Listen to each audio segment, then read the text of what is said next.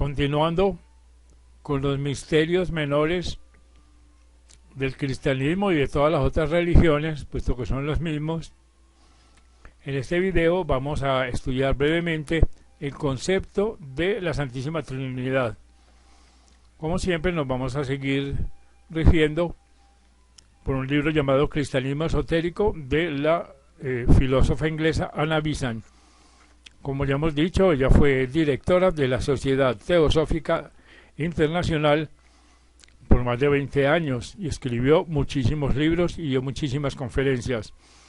Esta sociedad fue fundada por la también filósofa Helena Blavatsky, que escribió muchos libros, el más famoso de los cuales es La Doctrina Secreta, donde ella le dio al público no iniciado de Occidente las claves para decodificar los libros sagrados que están encriptados, que son simbólicos.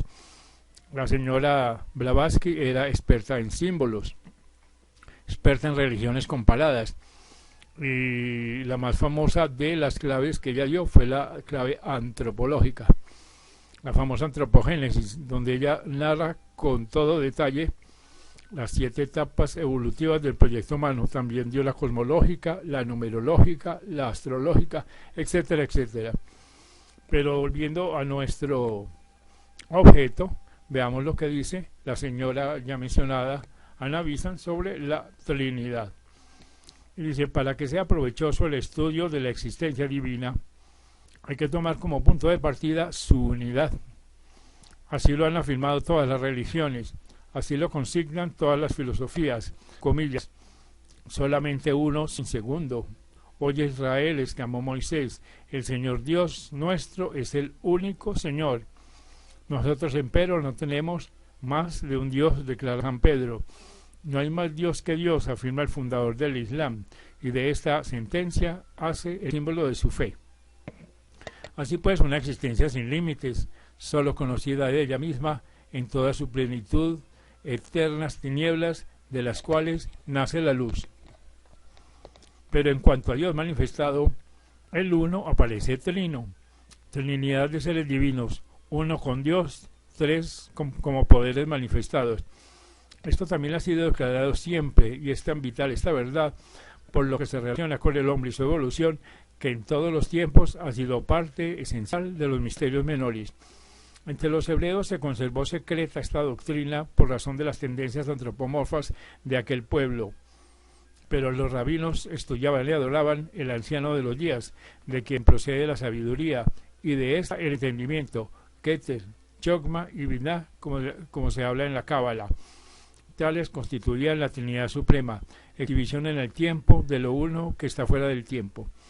El libro de la sabiduría de Salomón se refiere a esta enseñanza, haciendo de la sabiduría un ser. Y según el autor Maurice, comillas, el primer sefirote, denominado Keter, la corona, Kadmon, la luz pura, y Ensof, el infinito, es el Padre omnipotente del universo. El segundo es Chokma, el cual, según hemos comprobado por las escrituras sagradas y por los rabínicos, era la sabiduría creadora. El tercero es Binah, o inteligencia celeste, de donde los egipcios sacaron su Nef, y Platón sus Nous de Miorgos. Después el Espíritu Santo, que compenetra, anima y gobierna este universo sin límites. Esto según la Cábala.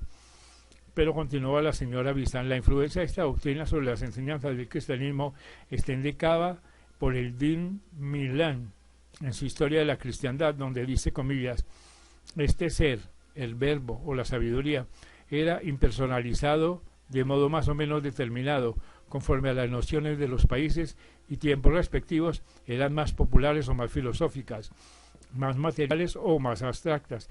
Esto entendía esta doctrina desde el Ganges y aún desde las orillas del Mar hasta el Iliso.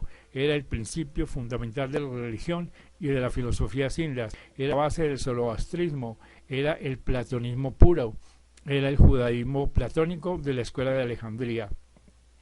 Así que podrían citarse muchos pasajes de Filón sobre la imposibilidad de que el primer ser existente por sí llegase a ser conocido por el entendimiento humano, Y no es dudoso que hasta en Palestina Juan el Bautista y nuestro Señor mismo no expresaron ninguna doctrina nueva, sino más bien el común sentir de los más ilustres sabios, al declarar que, en comillas, ningún hombre había visto jamás a Dios.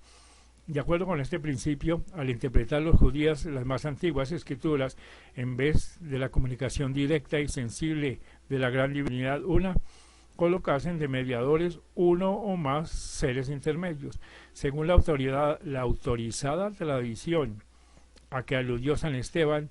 La ley fue dada, comillas, por disposición de los ángeles, y según otra, esta función fue conferida a un ángel solo, llamado a veces el de la ley, y a veces Metatrón, pero el más común representante de Dios, por decirlo así, cerca del sentido y mente del hombre, era el Memra o verbo divino, siendo de notar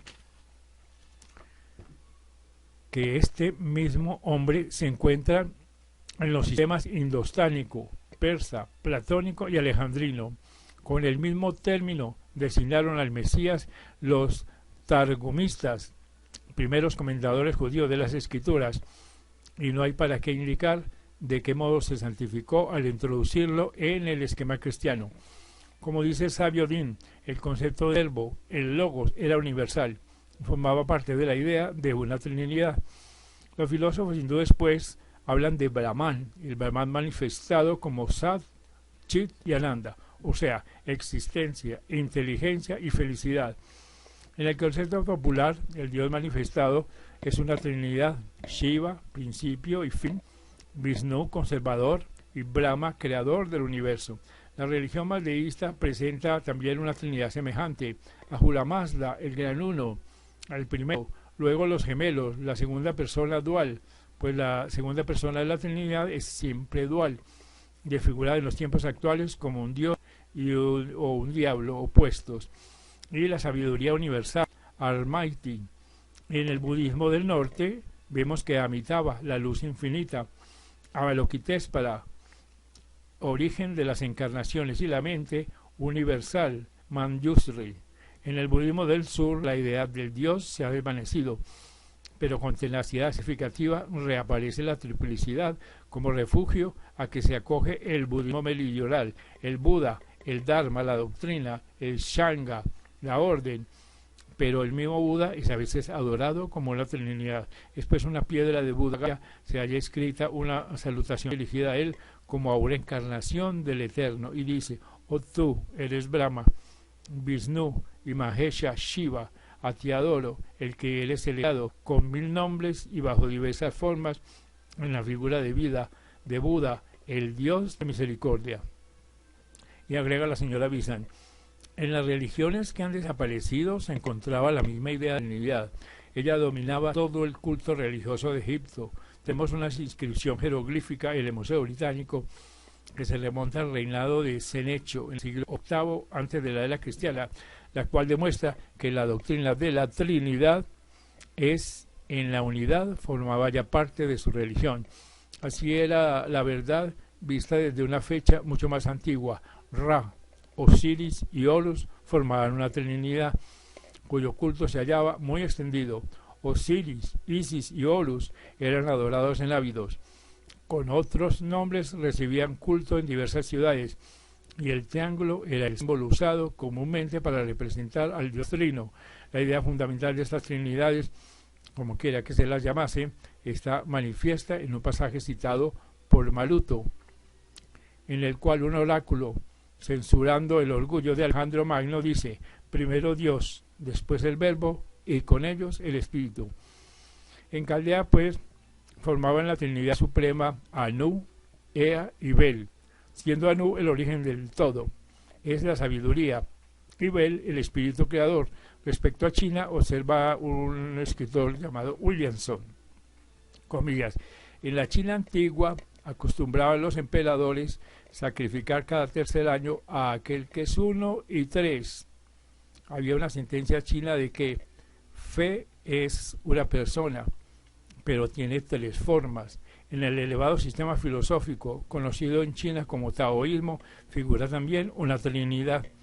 Comillas, la razón eterna produjo el uno produjo el dos, y el dos produjo el tres, y tres produjo todas las cosas. Lo cual, como Lecomte dice, comillas, parece demostrar que tenían algún conocimiento de la Trinidad.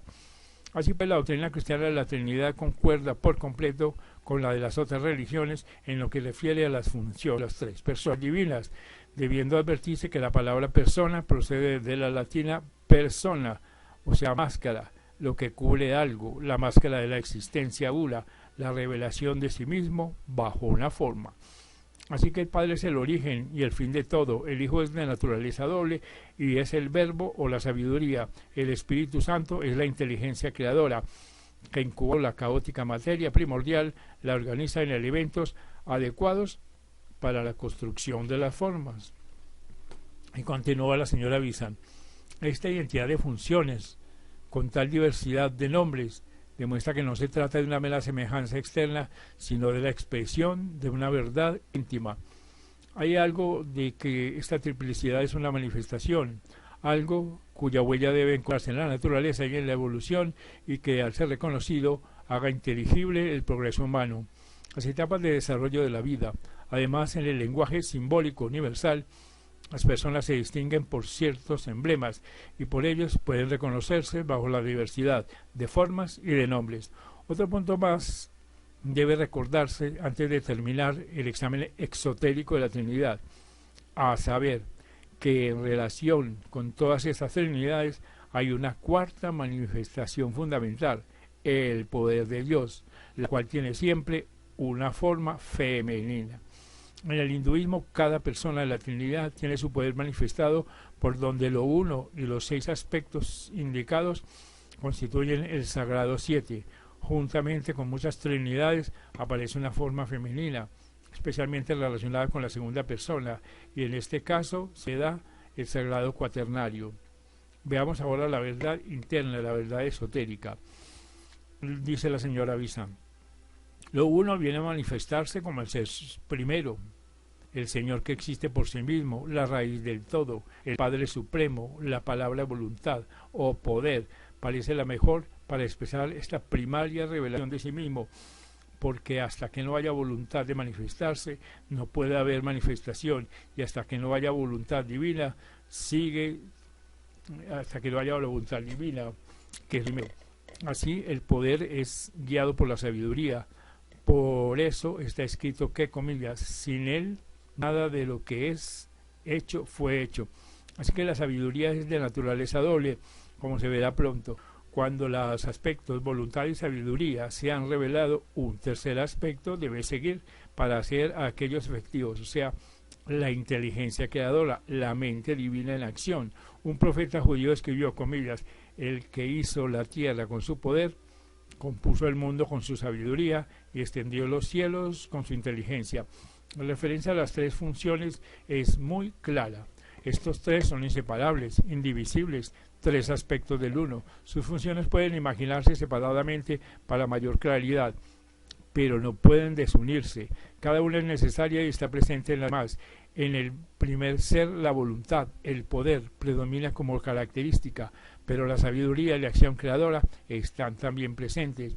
En el segundo ser, la sabiduría es predominante, pero el poder y la acción creadora no les son menos inherentes.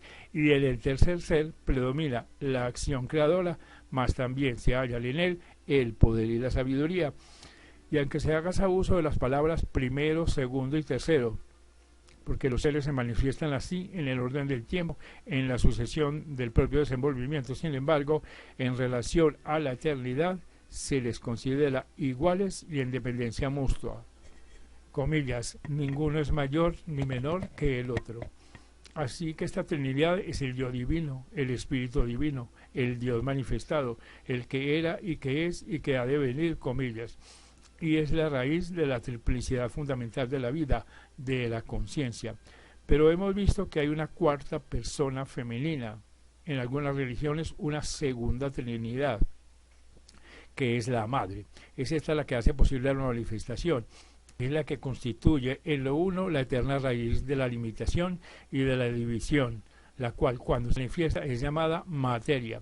Es el no yo divino, la materia divina, la naturaleza manifestada, considerada como uno hace el cuarto, el cual posibilita la actividad de los tres, de cuyas operaciones constituye el campo por razón de su infinita divisibilidad, y es a la vez la sierva del Señor, entre comillas, y también la madre, pues su sustancia para formar el cuerpo de aquel, el universo, con la virtud del Altísimo la cobija. Examinada con atención, se ve que también ella es triple, o sea, que tiene tres aspectos inseparables sin los cuales no podría existir, y estos son estabilidad, o sea, inercia o resistencia, movimiento y ritmo. Se le llama las cualidades fundamentales o esenciales de la materia. Solo ellas pueden hacer efectivo el espíritu. Por esto se las ha considerado como los poderes manifestados de la Trinidad. La estabilidad o inercia suministra la base, el punto de apoyo de la palanca. El movimiento se manifiesta enseguida, pero solo podría hacer el caos. Entonces se impone el ritmo. Y aquí pues la materia en vibración, apta para ser modelada y recibir forma. Cuando las tres cualidades están en equilibrio, es lo uno, la Virgen Madre improductiva. Cuando la virtud del Altísimo la cobija y el aliento del Espíritu viene sobre ella, las cualidades se desequilibran y entonces se hace ella la Divina Madre de los mundos. La primera acción mutua acontece entre ella y la tercera persona de la Trinidad, pero la acción de ésta adquiere aquella aptitud para producir formas. Entonces se revela la segunda persona, quien se reviste de los materiales así proveídos, y de este modo se constituye en mediador, enlazado en su propia persona el espíritu y la materia, el arquetipo de todas las formas. Solo por su medio se revela la primera persona como Padre de todos los espíritus. Ahora es ya posible entender cómo la segunda persona de la Trinidad del Espíritu es siempre dual.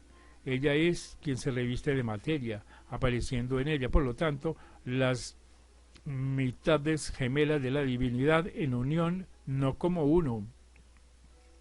De aquí que sea también ella sabiduría, pues la sabiduría del lado del espíritu es la razón pura que se reconoce a sí misma como el yo uno y a todas las cosas en su yo, y del lado de la materia es amor, que mantiene unidas las formas de diversidad infinita, y de cada forma constituye una unidad, no un mero cúmulo de partículas. Es el principio de atracción que sostiene los mundos y de todo cuanto en ellos existe, en orden perfecto y equilibrio. Esta sabiduría de la cual se ha dicho que, comillas, potente y suavemente ordena todas las cosas, que sostiene y conserva el universo. En el sistema de símbolos que en todas las religiones se encuentra, se ha considerado el punto, lo que solo tiene posición, como símbolo de la primera persona de la Trinidad. A propósito de esto, observa San Clemente de Alejandría que si sustraemos de un cuerpo sus propiedades, luego su profundidad, después su longitud y enseguida su latitud, en comillas, el punto que queda es una unidad que, por decirlo así, tiene posición. Si de él sustraemos la posición, quedaría el concepto de unidad. Él brilla en el fondo de las tinieblas infinitas, punto de luz, centro de un futuro universo, unidad en la cual todo existe sin separación. Así que la materia que ha de formar el universo, campo de su labor, es determinada por la vibración oscilatoria del punto en todas direcciones. Vasta esfera llamada limitada por su voluntad, por su poder. Este es el hacer, entre comillas, la tierra con su poder, que dijo Jeremías. Así el símbolo pleno es un punto dentro de una esfera, representando comúnmente por un punto dentro de un círculo. La segunda persona es representada por una línea, un diámetro de un círculo, o sea, una simple vibración completa del punto, línea que atraviesa igualmente la esfera en toda dirección. Esta línea, al dividir el círculo en dos mitades, simboliza también su dualidad, esto es, que en la segunda persona, la materia y el espíritu, que constituyen una unidad en la primera persona, son visiblemente dos, aunque unidas. La tercera persona se representa por una cruz formada de dos diámetros que se cortan en el ángulo recto dentro del círculo. O sea, la segunda línea de la cruz separa la parte superior del círculo de la inferior. Esta es la cruz griega. Cuando se representa la Trinidad como una unidad, se emplea el triángulo o bien inscrito en un círculo o bien libre. El universo se simboliza por dos triángulos unidos, el que representa la Trinidad del Espíritu con el ápice hacia arriba y el que representa la Trinidad en la materia con el ápice hacia abajo, cuando se figura con colores. El primero es blanco, amarillo, dorado o el color de la llama, y el segundo negro o de algún color muy oscuro. Ahora podrá seguirse el proceso cósmico sin dificultad. El 1 se ha hecho 2, el 2 3 y la Trinidad se revela. La materia del universo ha quedado demarcada y aguardando la acción del Espíritu. Esto es el principio, entre comillas, del Génesis, cuando, entre comillas, creó Dios el cielo y la tierra. Expresión más adelante aclarada por la repetida frase de que, comillas, Él echó los cimientos de la tierra. Solo quedaba hecho el mojonamiento del material. El mero caes sin forma y vacío. Después comenzó la obra de la inteligencia creadora. El Espíritu Santo, que era llevado sobre las aguas, entre comillas, el vasto océano de materia. Así él fue la primera actividad, aunque era la tercera persona. Punto este de la mayor importancia. Esta obra, dice la señora Vidhan, se declaraba a menudo en los misterios, mostrándose la preparación de la materia del universo, la formación de los átomos, la constitución de sus agregados, la reunión de estos en elementos y la agrupación a su vez de estos últimos en sus compuestos gaseosos, líquidos y sólidos.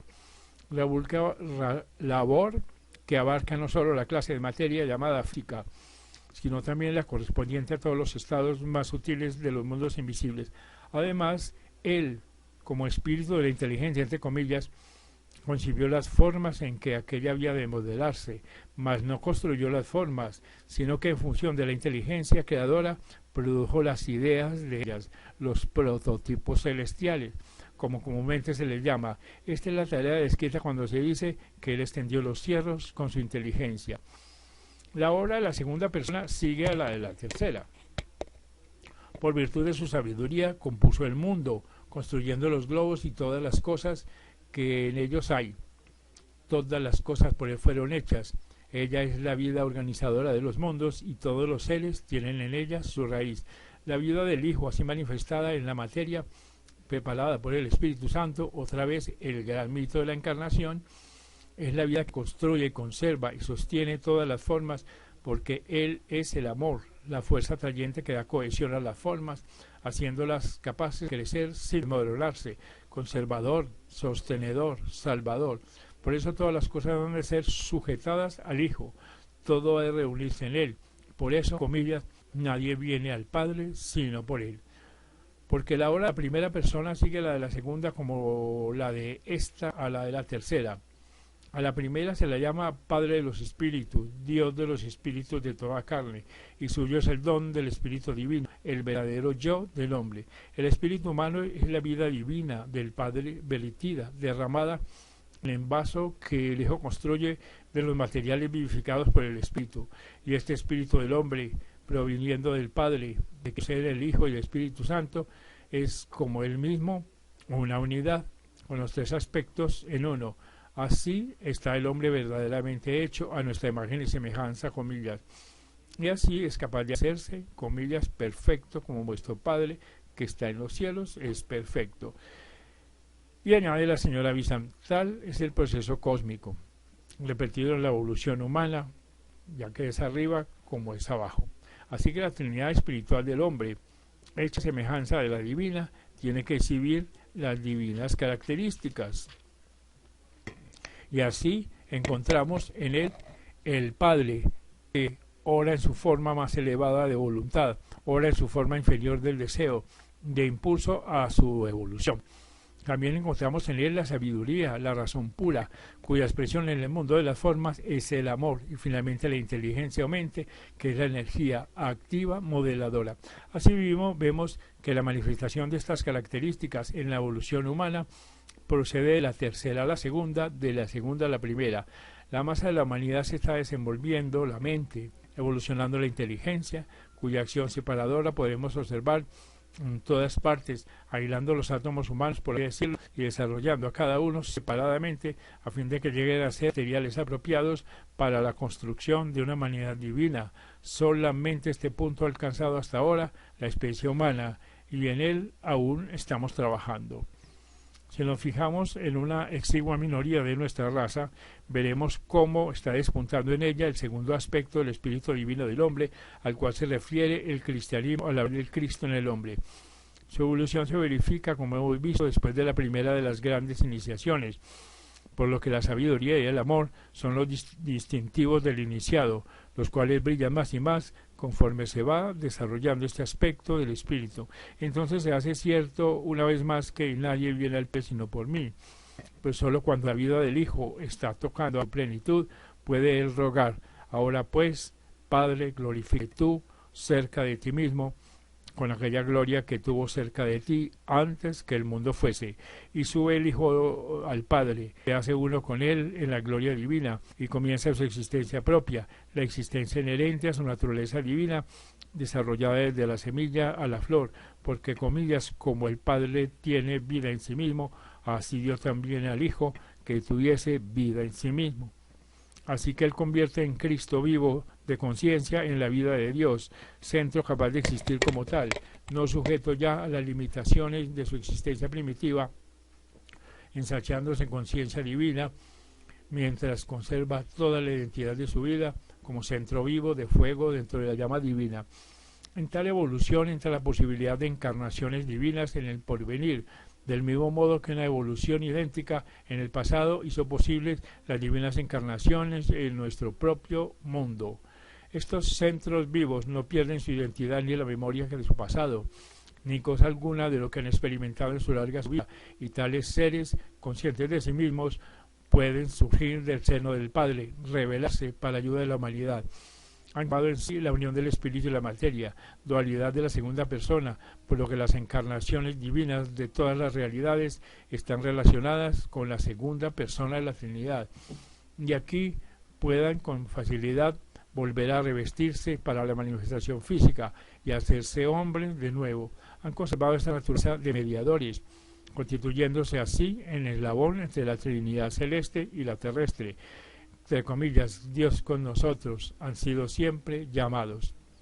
Estos seres, frutos gloriosos de anteriores universos, pueden venir al mundo actual con las perfecciones de su sabiduría y de amor divinos, con la memoria de su pasado, capaz por esta razón de perfectos ayudadores de todos los seres vivos, pues conocen todos los pasos del progreso por haberlos ellos andado, y hábiles para auxiliarlos en cualquier coyuntura, pues las han pasado todas, comillas, por cuanto él mismo padeció al ser tentado, es poderoso para socorrer también a los que son tentados. Y añade la señora Vicen: una humanidad posterior a ellos corresponde a la posibilidad de su encarnación divina. Ellos descienden después de haber subido a fin de ayudar a otros que suban a su vez. Conforme entendemos estas verdades y algo del sentido de la Trinidad arriba y abajo, lo que un tiempo era dudo e ininteligible dogma se convierte en verdad viva y vivificadora. Solo por la existencia de la Trinidad en el hombre se hace inteligible la evolución humana, dejándonos ver cómo se desenvuelve la vida de la inteligencia y luego la vida del Cristo. En este hecho está fundado el misticismo y la esperanza cierta de que conoceremos a Dios. Así lo han enseñado los sabios, y a medida que recorremos el sendero que ellos nos han mostrado, reconocemos la verdad de su testimonio. Este, pues, es un breve resumen del significado que tiene la doctrina de la Trinidad en todas las religiones.